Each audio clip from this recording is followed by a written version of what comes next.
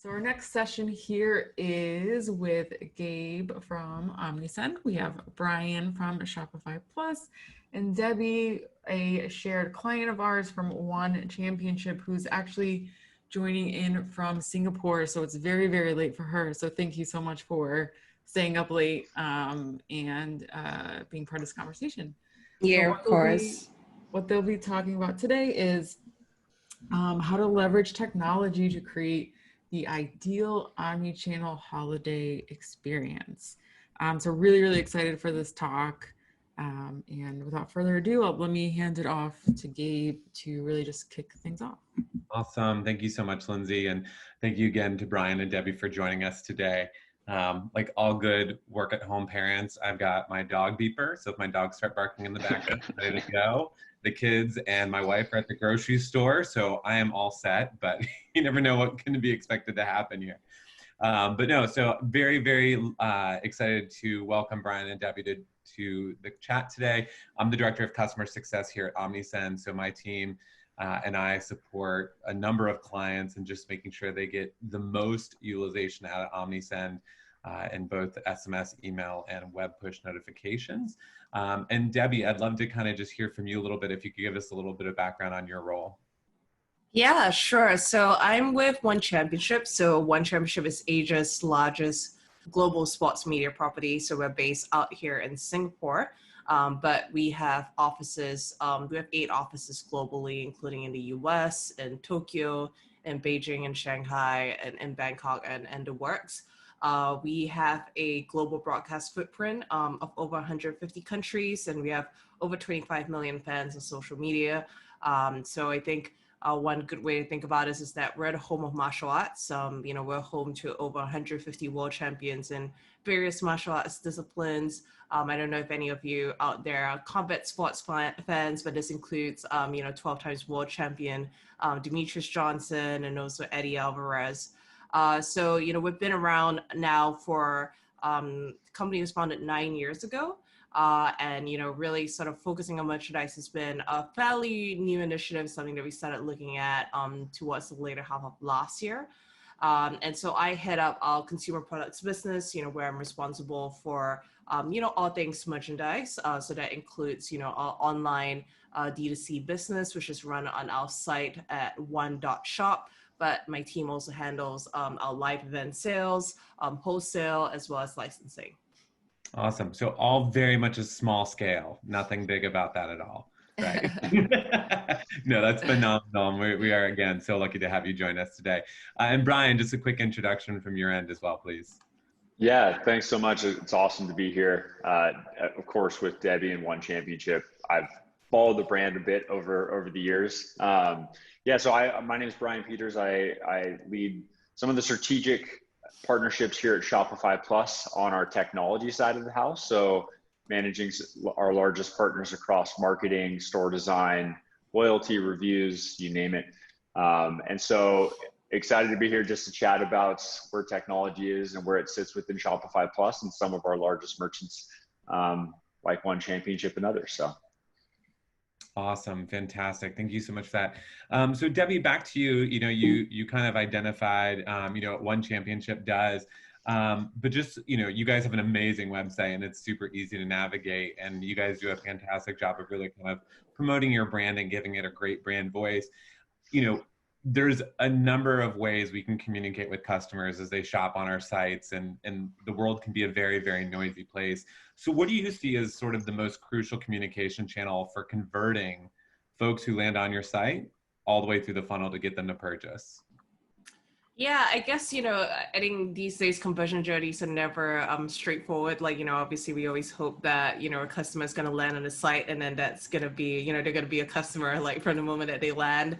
But, it's obviously not always the case. I think one thing that's really important for us is being able to track all the data to see, the people who land, how can we capture the information such that we can continue to retarget them, and this mostly is done through paid advertising. So, usual Instagram ads, Facebook ads. We have tried other platforms as well. So I think one of the things that's pretty interesting is the YouTube merchandise shelf. So we use that particularly during our live events. So it's pretty cool when we have a live event going on, and then at the bottom, like, a product, like at a special event t-shirt could be pinned and all of that. But then, importantly, once we do actually get the customers onto the site, I think, we spend, we've spent a lot of thought, we put in a lot of thought into the ways that we design the site, making it really easy to navigate, as the number of products have grown on the site, we've always looked at different ways of, how we can put the different categories on there.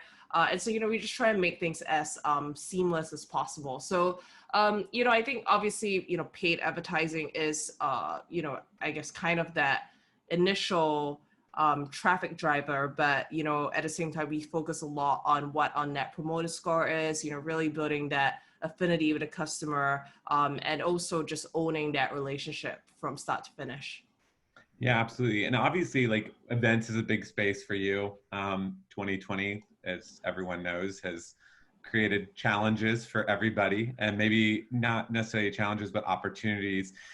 So, how have you guys had to shift as a brand, and sort of what channel kind of has driven revenue and engagement that you weren't expecting and kind of was a pleasant surprise? Yeah, so I mean, like I would say that last year, live events was probably easily 80% of, revenues for us. As you can imagine, having, like 10,000 like enthusiastic fans in a stadium that's, prime, they're prime for making purchases, right? So, we would easily, within I don't know, like say our events are 4 hours, we could easily do like, back then, like a month of sales in that 4 hour window at a live event, right? So, obviously that was huge for us last year. This year, it's the opposite, right? We actually only had, I think, 2 or 3 live events this year before COVID really, started picking up. And so I guess thankfully for us, we also had plans to relaunch the site. So that's the site that you're seeing right now. And so I think in some ways it was a blessing in disguise, because it gave us the opportunity to really relook at how we could, have that relationship with the customer online and not just at the events, right? Because, we were doing, before COVID, 24 events in a year. So that's, every other week, but it's still only essentially 24 days in a year that we could really connect with the customer. And not to mention that our events, we hold our events, in different parts of Asia. So, 1 week it would be in Singapore, another week it would be in Tokyo. So essentially we will only, connecting with our Singapore customers, say, call it 3 times a year in person. So I think, having the website up and running now, and, it having done well and having seen that revenue shift this year, I think it's, shown that we can actually have this sort of 360 always on brand presence. And I think the other thing that, we just had to get a little more clever about it, because, previously we would spend a lot of time, I guess, doing products that related to the event. So, if we had DJ, one of our top athletes, like fighting, then, we would spend a lot of time obviously promoting that particular athlete. But I think, now we've had to, over the past 6 to 9 months, like we're not really quite sure when the next event was going to be or when the next athlete was going to compete. And so, we just had to opt for more sort of general, just from a product direction as well as a marketing direction, really sort of leaning into what the trends are, what the holiday season is, or, whether it's spring or whether it's summer. So I think that's, a good lesson for all of us here. Yeah, absolutely. And I think you do such a good job with your brand voice. And I think you kind of hit the nail on the head there. So, just some examples I pulled from your account really, really quickly in terms of how you guys are communicating with your customers. Once they're on their site, they identify and say, yes, I do want to hear from you. And, you've got 3 channels here right away. So on the left, you've got the kind of the thank you for signing up, visiting us campaign. And again, you fit that brand voice, right? People are excited. Let's win the championship, and we're on the list. And then I love your web push notification, your abandoned cart, the don't quit, finish what you started. I think that's so clever. and just really, really, kind of fits with what you guys are trying to do there. Web push notification is definitely something that sort of, it seems like it's been around forever, but there's not really a lot of good content out there. So I'd love to just know, and there's no wrong or right answer here, because a lot of times I get questions about what's the best strategy for web push, and it's kind of like, just try it, it'll probably work. But I wonder if you've seen any success or sort of any sort of key strategies when it came to web push and how you guys leverage it. If you could talk to that a little bit. Yeah, I think, obviously, we try, I think different customers have different, they have different preferences for the channels that, that they wish to engage with. So, I mean, for me personally, as a shopper, so kind of taking, in my personal, shopping journeys with, other websites, I'm personally not a fan of web push.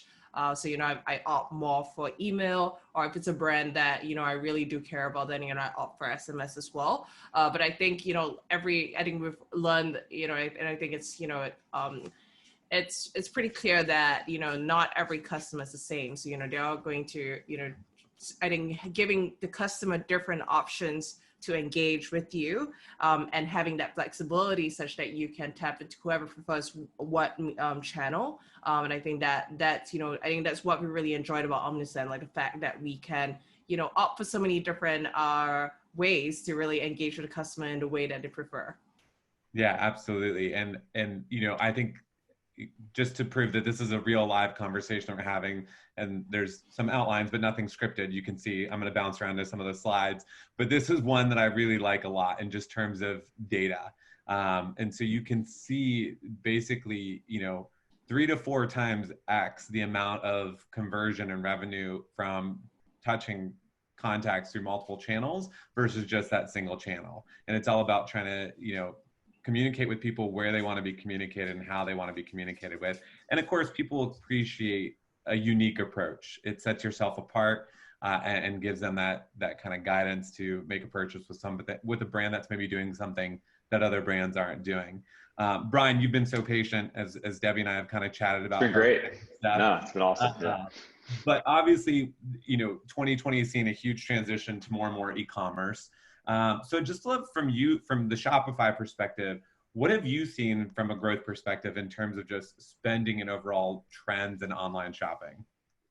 Yeah, for sure. And Debbie, thanks. That was super interesting. I think everybody's kind of tired of hearing these stats now, but we ran another consumer sort of survey to see where we're at now in September and going into October 2020. And we actually found that 52% of consumers are actually spending more online now than they did at the beginning of the year.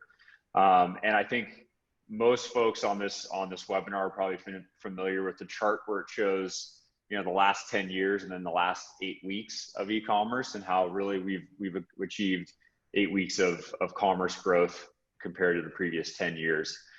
So it's been an incredible story, I guess, and it's based on a terrible situation of COVID, but really what we've seen is an incredible trajectory of commerce, and that's going to continue into 2021. I think what's most interesting to me from the Shopify side of things is the network effect that the shift to e-commerce has had on not just consumer buying habits, right, but technologies that we're starting to see, like brands like Debbie's brand really starting to experiment with new channels. And so we're starting to see a lot of different technologies come on board, push notifications, SMS, Omnichannel, all of these things are starting to become more and more utilized by brands. And so we're actually not only accelerating consumer spending, but also accelerating technology adoption, which has been really interesting to see, because I think it's good for everyone if brands aren't just advertising on Facebook. Right. Yeah, absolutely. And let me see mine. Come on. So, discounting is kind of a big thing, right? So we've seen this massive shift of, companies, and we work with one, a jewelry company, and their whole business model in Canada was to basically go to hotels, set up miniature trade shows, and sell their jewelry. Obviously, we can't do that. So they built an e-commerce site from scratch, have done really, really well with it. But discounting is definitely something that comes up a lot, especially as we get ready into the holiday season, because people want flash sales. They want last chance deals. The previous speaker that just wrapped up talked about things being limited, which is both, there's some maybe false narratives in there to just create a sense of urgency. And then there's some realities to that as we've seen supply chains disruptions. I think it's fair to say at this point, free shipping is an expectation for anybody. And Debbie, I know you have that on your site always at the top with the purchasing threshold. I think it's important to always kind of consider what your average order value is compared to your free shipping threshold and kind of toy around with that a little bit. But outside of free shipping, Brian, what do you see as sort of like the go-to promotions to encourage people to not only engage with your brand, so sign up for email, sign up for SMS, but actually ultimately, cross that hurdle of completing that first purchase? Yeah, that's a great question. I know it's funny in the 2020 retail environment, especially with all the D2C brands that are getting news coverage everywhere, like discounting seems to be taboo. Like, oh my gosh, don't discount or you're going to dilute your brand, you're going to kill your margins. But it's been really interesting to see even away travel, like running a big 50% off sale recently. One Championship, obviously, having the threshold and the free shipping and then some discounted products. I think that like what brands are competing against is Amazon. Like speed and convenience, cheap products, like every brand online these days is having to compete against Amazon or kind of sell on Amazon, but reluctantly. And so I don't think, the good news is like, I don't think brands have to discount in order to sell products at all. But I do think there has to be something to back it up. So you either have to have like an incredible customer experience, super high quality products that have a sort of brand aura behind them, or an incredible like shipping and logistics and like fulfillment experience for the customer as well, right? So like 2-day shipping, free returns, free 30-day trials. What we are seeing is that like, again, brands don't actually have to discount their products. And we actually ran another survey, our shipping and returns team, that found that 62% of consumers mentioned free delivery and free shipping as a differentiator for brands. And so I think it's really cool. And I think, seeing One Championship having that pricing threshold for free shipping also is a great tactic, as long as you have those SKU counts to help consumers kind of bump over that threshold. I'd actually be curious to hear what Debbie thinks or is hearing in terms of the actual effectiveness of those types of thresholds in free shipping. Yeah, Debbie, that's a good question. Go ahead. Yeah, no. So, I mean, obviously it's, we actually have experimented with lowering the threshold. So we've actually played around, like whether it's like additional $5, less than $5. So we actually ship off of products from Singapore. So, shipping to some parts of the world is not necessarily the cheapest, but at the same time, it does help to get, a lot of purchases over the line. I think another another great plugin that we use, or great app that we use, is an upsell app. So, we do have upsell notifications as well when, if a customer is like $25 away from free shipping, we would recommend a product that, hey, just get this t-shirt, and by the way, you get free shipping as well. And, it's like, just makes it, a much better deal. We have seen, so for example, for products that we fulfill locally in Singapore, that shipping threshold is a lot lower. So naturally, we do see lower order values, but at the same time, a lot of much higher repeat purchase rates. So, people would just make smaller orders, but then they may come back like, 3 weeks later and just place another order again. Yeah. And Gabe, to build off what Debbie was saying, I think that's a great point. So most brands are going to do the typical consumer arrives on your website, email pop-up, now SMS pop-up, whether you're gathering email addresses or phone numbers. I think most brands are going to do something like that.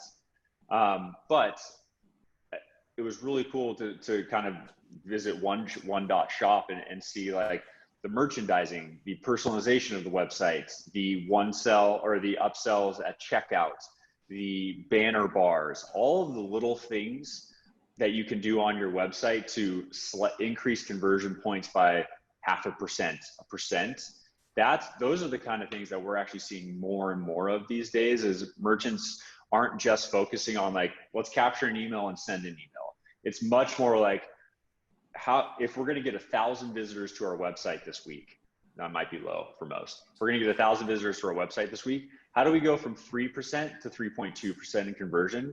Because that actually equals a lot more revenue over the long term than some of the more like, hacky versions of what you might like market your product, like discounting or whatever it might be. Yeah, no, you're spot on. And when we talk with a lot of our clients, we talk a lot about like, utilize what you already have on your site in your lifecycle campaigns.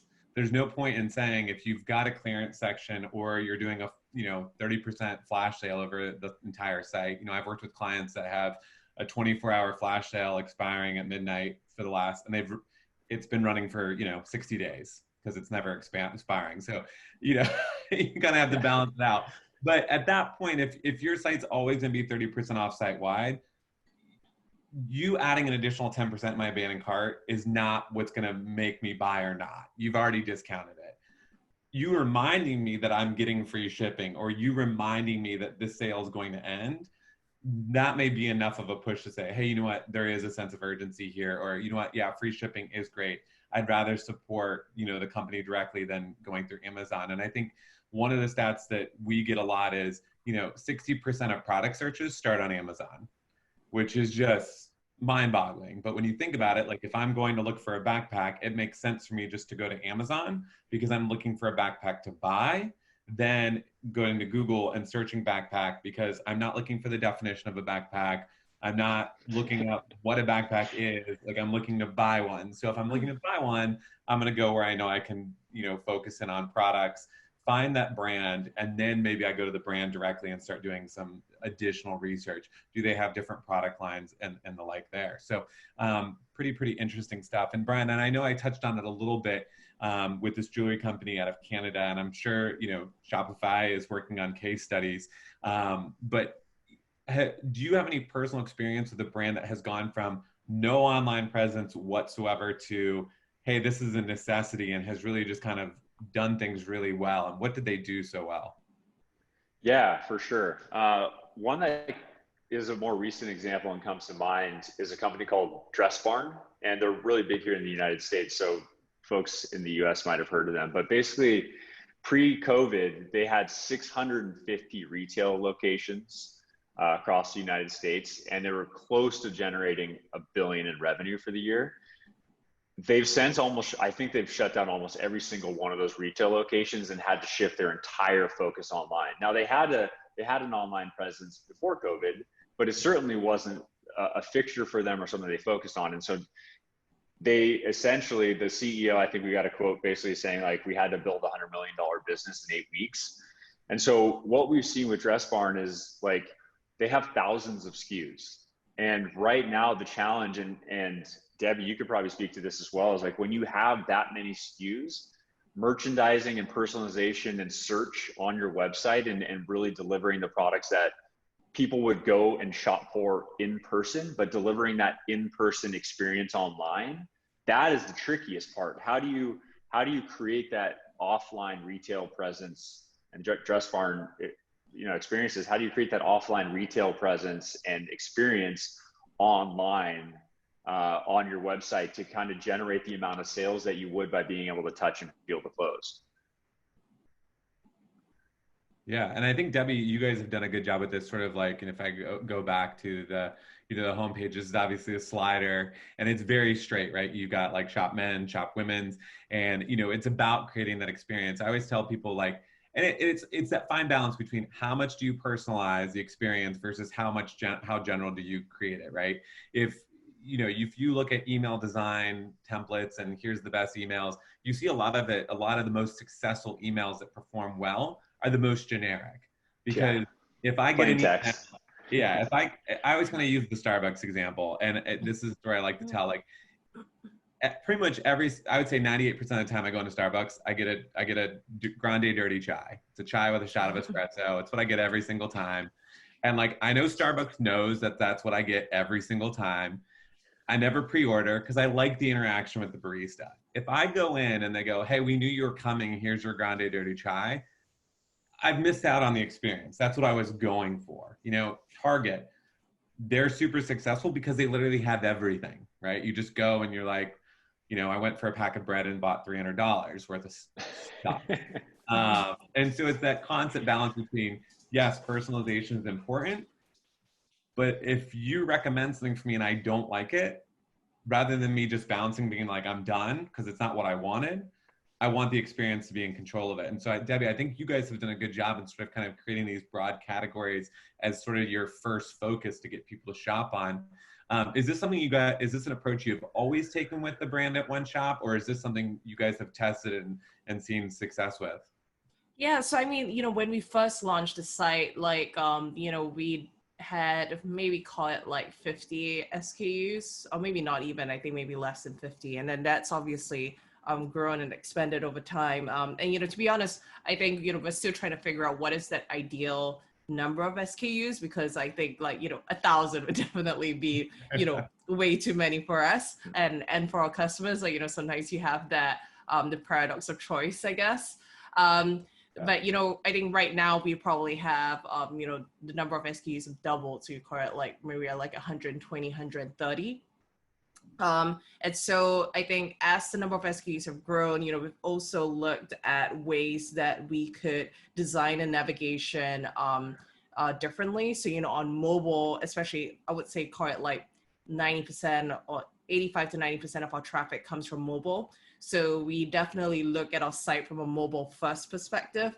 You know, whether it's adding, you know, different, because on desktop it's fairly easy to navigate around the site and find the different categories that you're looking for.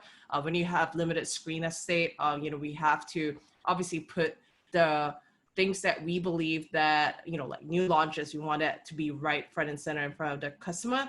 But then, you know, if we do have new customers coming, like we also want to make it easy for them to find things that, you know, other customers may have shopped in the past. So it's something that we've definitely tested. You know, we actually just added a new collection kind of carousel type navigation bar on mobile. You know, so far the feedback's been pretty good. And, you know, I think it's something that's going to continue to evolve, you know, as we kind of decide and land on what that sweet spot in terms of SKUs are for us, you know, whether it's in terms of, you know, being able to maximize the amount of revenue that we can get for ourselves, you know, basically having something for everyone. Like, you know, we have a diverse fan base that come from many different countries. So obviously we have to make sure that we have products that resonate with all of our different fans.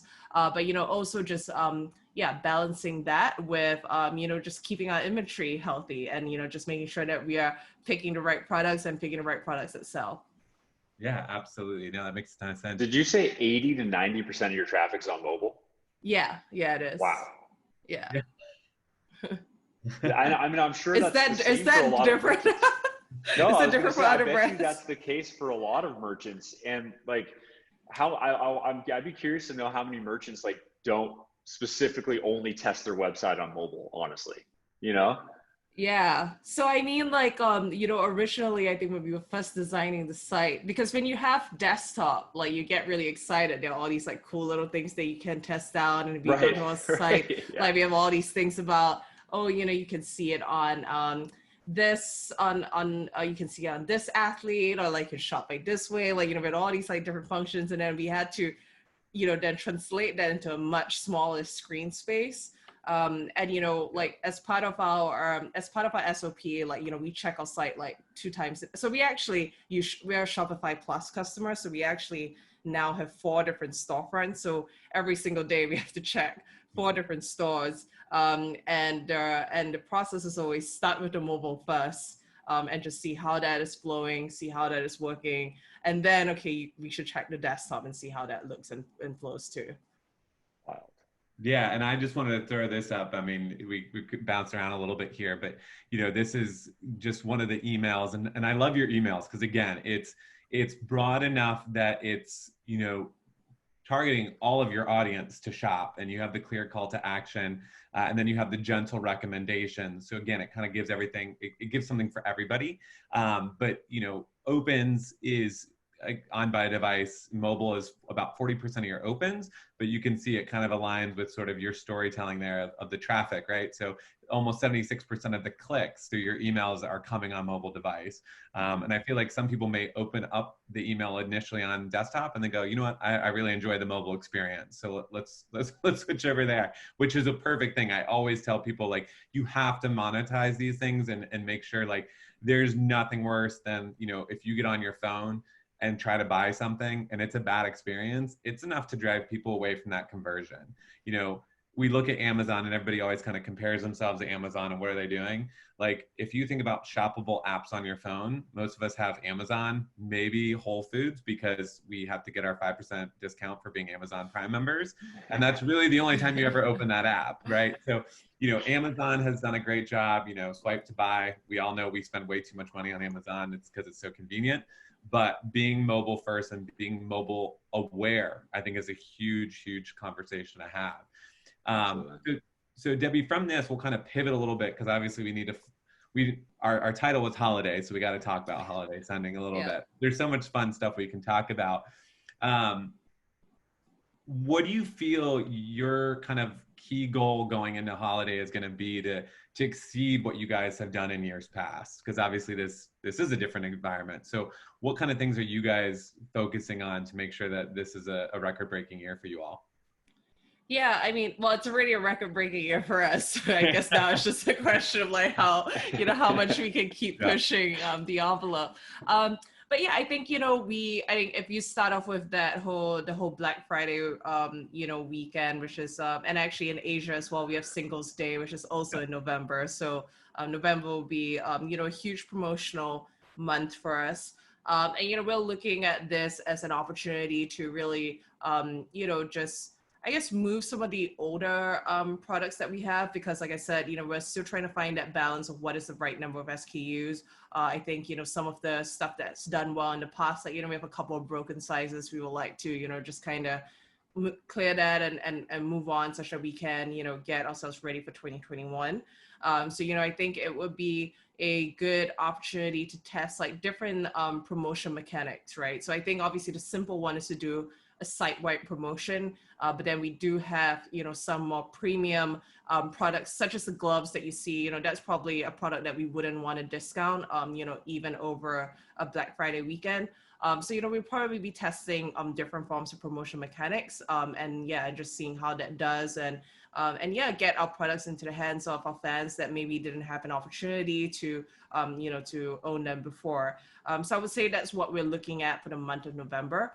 Yep. As we go into December, the actual holiday season, I think there's a huge focus on gifting, and, you know, just really being, like, I firmly believe that, you know, you can do all the marketing in the world and you can have like the most beautiful site in the world, but at the end of the day, everything starts with product. Like, so, you know, we always think from the customer first and product first. And, you know, if you have great product, then it's just about, you know, doing all the steps and being smart about how we market it and then get it to our fans. So yeah, so for Christmas, you know, we have Christmas sweaters, we have Christmas ornaments, and I think it's something new that the fans haven't seen from us. You know, we're even upgrading things like our packaging. So, you know, typically we send out our merchandise in regular poly mailers, but for the Christmas season, we'll be packaging that out a little differently. So I guess really trying to bring the experience, not just, you know, on, you know, not just on the site, but, you know, the experience for when they receive their parcel as well, right? So, you know, that in itself, that whole unboxing experience too. So yeah, I think, you know, we are excited. We're excited for both November and December. And, you know, actually we've got a cool, we've got a Muhammad Ali and Bruce Lee that's kind of unrelated to the holidays, but, you know, all of that's coming up in the last quarter of the year. So, you know, I think we're just generally excited about that. Yeah, absolutely. I mean, if Die Hard can be a Christmas movie, we can absolutely make fun of it. Yeah, exactly. And the Christmas season holiday, so that's no problem there. You know, obviously you're focusing a lot on November and December calendar. You know, I would argue that like doing some holiday sending now is not too early. I think especially with shipping logistics and those kind of things, the delays that we're already seeing in the US, I think kind of starting to test the waters now and play around with it, you can absolutely do that. I've worked with some brands that, starting early on with content that's, hey, go ahead and treat yourself. Go ahead and get something for yourself now, and then gifting for others, and then gifting for your friends. You can really kind of extend that content calendar, because, we'll talk about this in just a little bit, because I want to hear Brian's thoughts on this as well, is, how much email is too much email? And it's really, as long as you have the content and people are willing to read it, you can send more email. But we'll dig into that a little bit deeper there. Brian, we're seeing a lot of record-breaking years. If you were talking to a merchant, because one of the things that I kind of joked with an old colleague of mine was 2020 is amazing for e-commerce. It's record-breaking. If the world goes back to normal in 2021, maybe 2022, who knows at this point. CEOs usually have the mentality of, if I send an email, I make more money, so send more emails, because then we'll make more money. There's going to be a little bit of a reality gut check that says, okay, if people start going back out into the world in 2021 and beyond, and 2020 and those e-commerce stats go down, outside of the obvious, right? Here's the anecdotal story. What would you say is sort of, one, how do we build that momentum going into those future years to keep it going? Or two, how do we explain this just, potentially generational shift of shopping behavior? Yeah. So in terms of marketing and the shift, I think you're right. Like, it all starts like now, basically. Yeah. And even going into the holidays, BFCM is I think an arbitrary week now. I think that's like, it's gonna pretty much span throughout the whole week now, and it'll probably become a month at one point. But Webb Smith actually had a great quote the other day. He's like, great content needs even greater distribution. And I think you really hit it on the head there. It's like, if your content is great, and like Debbie said, if your product is great, your customers and future customers will want to hear from you. Like, they essentially won't be able to get enough. Now, if your content is not great and your product, well, let's forget the product, but if your content is not great, then you really are going to struggle with building that long-term customer base. And like, there's a whole theory and science and probably not even that much scientific behind good content, but really, like, now is the best time to start experimenting with that. And I think that the marketers who know Facebook and Instagram advertising well will know that it takes a lot of different creatives and experimentation in order to figure out what your audience actually likes. And sometimes your audience likes one thing and one ad's working really, really well, and then all of a sudden the next day it's like no one's interacting with that ad anymore. And so you're constantly shifting and gearing towards optimizing for the content, for the creative. I think that one thing that, with this shift in behavior that is getting overlooked a bit is like this idea of, and I think One Championship is actually a great example of this, is like, and then like Gymsharks of the world, is like, there's marketing at people and then there's marketing with people. And so like, the idea of community, and like, you're not just sending an email, that email has to be valuable for the consumer that you're marketing it to, so that they feel like they're a part of something that's more than just a sale. And so like, taking One Championship, for example, it's like really a community of martial arts community around the world. That's when you buy a piece of clothing, or you receive an email from them, or you receive a text message from them, it's more of like, I feel associated with that brand. And that, to me, creates more of a long-term customer. Whereas like, everyone knows, you get a million emails from brands every day where, sure, the product's great and the discount's there, but I'm only buying the product if it makes me feel like I'm part of something. Yeah, no, I completely agree with that. And I think you've done a good job of segueing into our kind of next point. If I can get back to my slide. I think this is the one I want. And, Debbie, you guys obviously do web push, SMS, email. There are people on the call today that are only doing email and only doing a single channel. So what do you feel is the most effective way to kind of maybe start testing in the waters? And I think Brian made a great point that if you're going to test, now is the time, because you have the most engaged, captivated audience that you could possibly ask for as an e-commerce marketer. So how did you go about kind of start dabbling in these different channels? Maybe tell your personal story. And then if you were on the flip side and you were new to this, how would you encourage, the people around you to start testing this? Yeah, so I mean, I think obviously email is the obvious, first choice, right? Like, I think, any website that you visit, like, they're always asking you to leave your email address. And it's also, I guess, the least intrusive way to really, communicate with the customer. And then, yeah, I think, we decided to add on additional channels. I think particularly for SMS where, so we have done like a 1-day flash sale. It was more of like just testing price sensitivity and things like that. So, but, things like a 1-day flash sale where there really is that urgency, we found that, that's what SMS is really good for. Is it necessarily good for just regular new product launches? I feel like me personally, even as a customer, I'll feel a little, it just gets a little too spammy. So I think it's about like, finding that right balance. Like, for us personally, we like sending out, email notifications or SMS notifications when it's something, when it really is news, so we're not really just, reaching out to the customer just for the sake of it.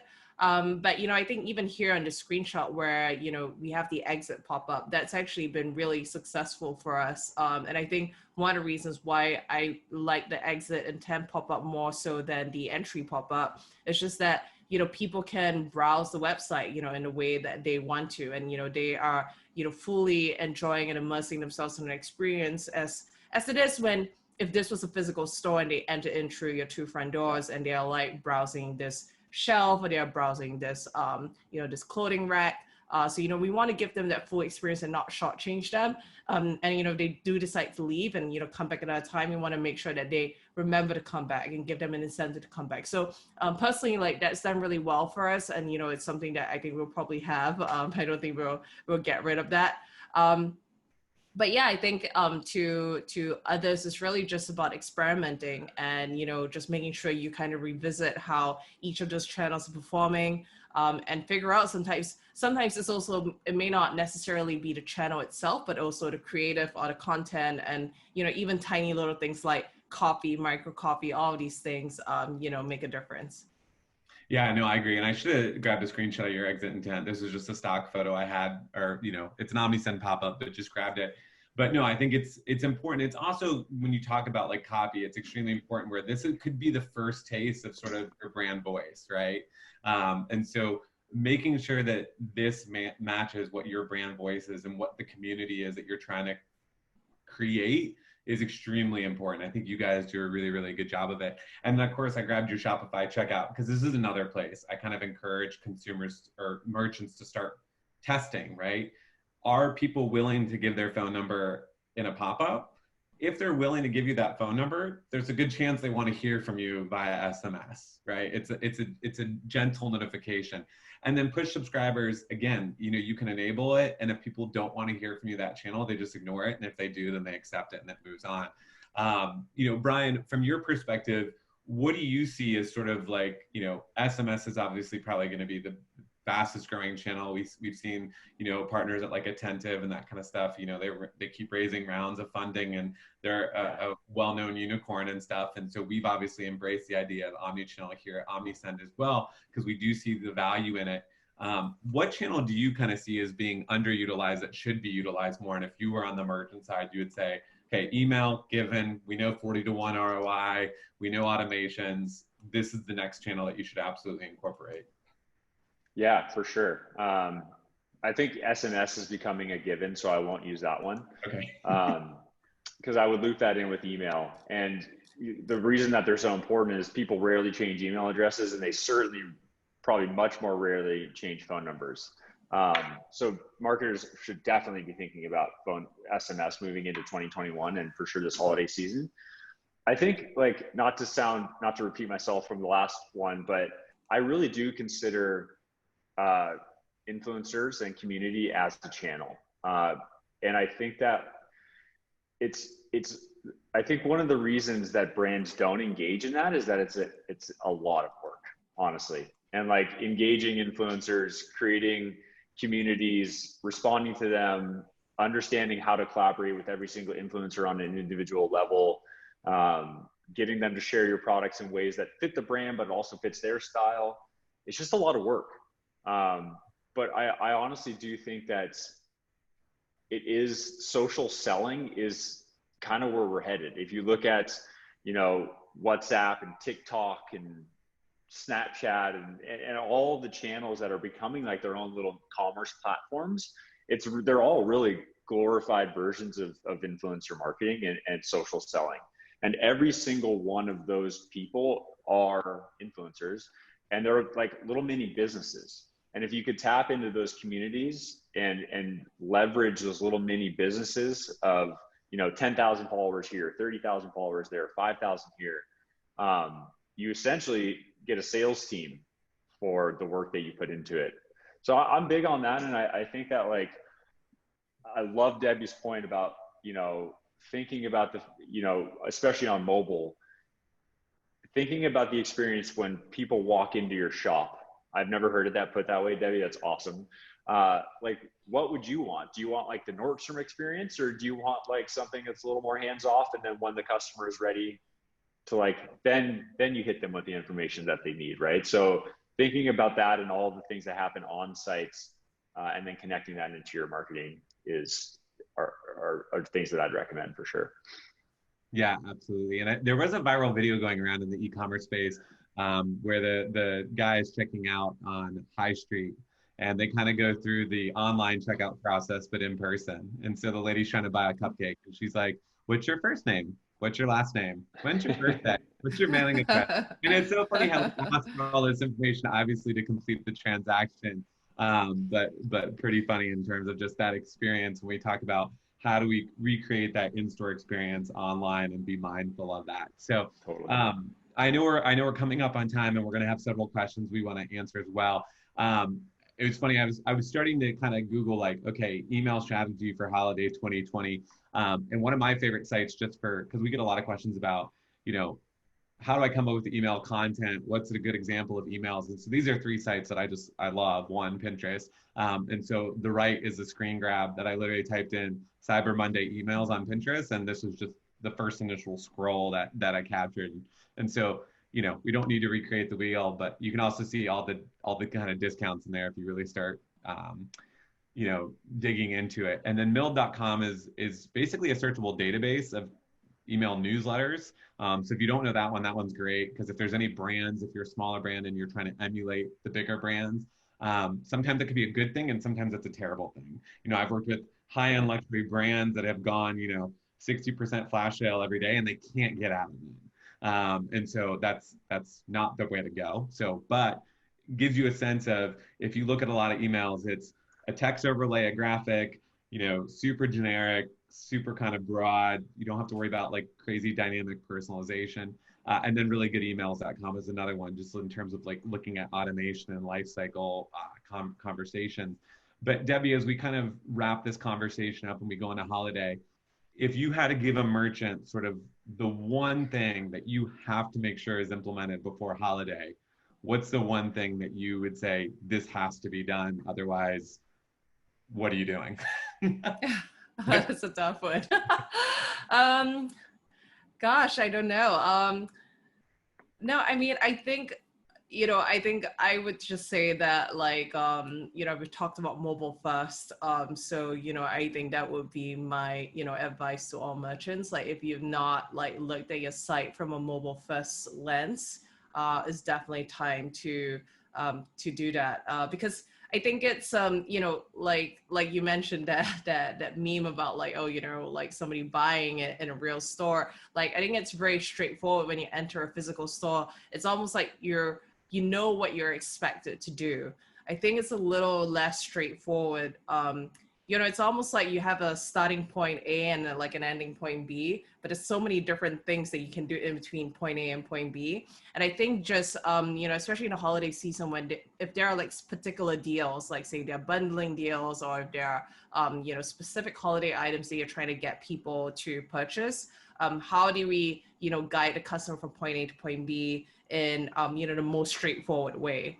Because, sometimes when you give people like 10 different doors that they're not sure which one, to go through. So I think it's always useful to have a fresh set of eyes as well, something that, I kind of, try and get people who haven't really been to the site before and, get their opinions on.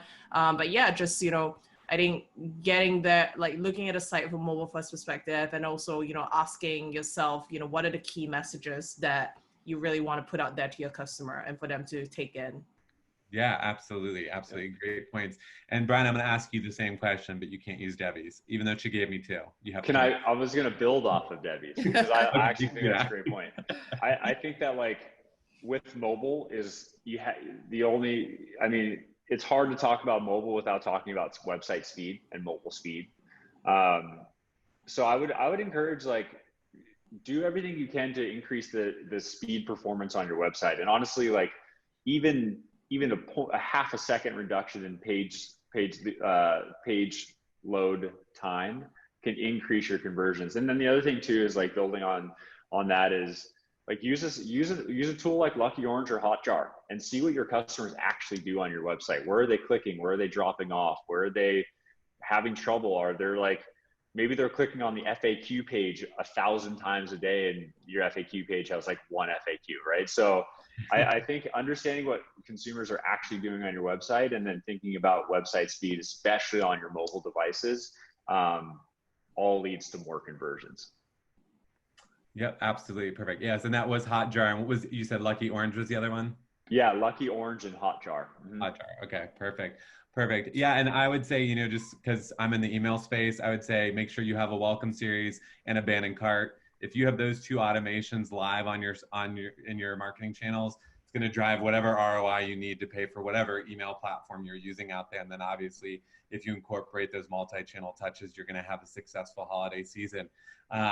There was a number of other topics that I was hoping we'd get to, but we unfortunately didn't get those today. So we'll have to do a follow-up podcast maybe or something. We'll come up with some sort of conversation that we can continue on. But still appreciate both Brian and Debbie joining me today here at Omnichannel, and just what a great conversation we had. I wish you guys all the best through this holiday season in 2021.